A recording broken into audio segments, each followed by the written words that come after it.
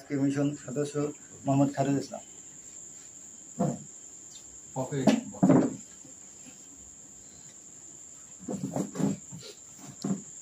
মহাপবিত্র ঈদে মিলাদুন্নবী জাকের পার্টির প্রতিষ্ঠা বার্ষিকী উপলক্ষে আজকে 10 নম্বর নারায়ণপুর ইউনিয়নের আজকের মিশন। এই মিশনে উপস্থিত আছেন মিশন প্রধান চৌগাছা থানার সম্মানিত সভাপতি মোহাম্মদ শামসুজ্জামান মিন্টু, প্রধান অতিথি হিসেবে আছেন যশোর জেলা জাকের পার্টির সম্মানিত সভাপতি হাজী মহিদুল ইসলাম, বিশেষ অতিথি হিসেবে আছেন মোহাম্মদ রিজাউল ইসলাম যশোর জাকের পার্টির সম্মানিত সাধারণ সম্পাদক, ও বিশেষ অতিথি হিসেবে আছেন মোহাম্মদ আব্দুল সত্তার যশোর জেলা জাকের পার্টির সম্মানিত সাংগঠনিক সম্পাদক। তো যাক, আমাদের তো কি কয় গ্রামের ফকির ভিড় পায় না, এর একটা বিষয়। আজকে যিনারা এসেছেন ওনাদের কাছ থেকে আমরা মহামূল্যবান আলোচনা শুনবো। তাই মিশন প্রধান আমাকে বললেন একটু কথা বলবার জন্য। সেই বিষয়টা হলো ওই ঈদে মিলাদুন্নবী কি সমস্ত, তাই ভাইস চেয়ারম্যান মহোদয় কথা থেকে আসছে যে ঈদেরও ঈদ, আমরা ঈদ উল ফিতর, ঈদ উল আজহা যত ঈদ করি না কেন সেই ঈদেরও ঈদ ঈদে মিলাদুন্নবী। একটা সন্তান তার মায়ের গর্ভে থাকাকালীন তার খাদ্য যেভাবে আসে নারীর সাথে সংযুক্ত না, যদি নারীর সাথে সংযুক্ত না হয় তাহলে কি ওই সন্তান বাঁচে?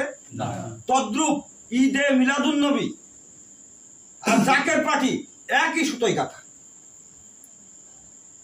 না, বিভক্ত। প্রত্যেকটা রাজনৈতিক দল, যখন আমরা একটা রাজনৈতিক দল, অন্য দল আমরা সত্য তরিকা পন্থী রাজনৈতিক দল। তা বিভিন্ন সময় যে কথা বলে আসছে হিজবুল্লাহর ইমাম তা বাস্তবায়ন হতে চলেছে এবং হবে। একটা কথাও রদ বদল হবে না, একটা কথাও এমন এমন যাবে না। আপনারা দেখছেন মিডিয়ায়, তারপরে টিভি চ্যানেলে যা যা দেখছেন, প্রত্যেকটা রাজনৈতিক দলের প্রধান বক্তব্য দিচ্ছে কি দিচ্ছে না? কারণ তার দলকে বিজয় করে নিয়ে যাওয়ার জন্য যত রকম কিছু দরকার, যে দল যে প্রতিষ্ঠা করেছে সে তার ক্ষমতায় নিয়ে যেতে চায় না, চাই না? আর এই দলও ক্ষমতায় নিয়ে যেতে চায় আল্লাহ পাক। এই দল ক্ষমতা নিয়ে যাবে আল্লাহ পাক স্বয়ং, কারণ এই দলের প্রতিষ্ঠাতা হলো আপনার আমার সৃষ্টিকর্তা রব্বুল আলামিন।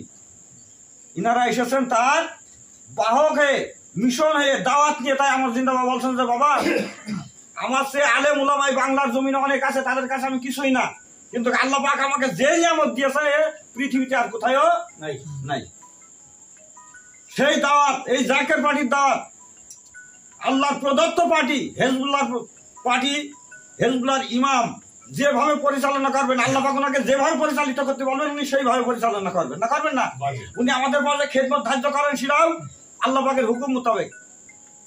এখন বিজয়ের দাঁত প্রান্ত আমরা বিজয় অর্জিত হবে কি হবে না? আমরা কি চিরদিনই মাইর খাবো? তাহলে এই বিজয়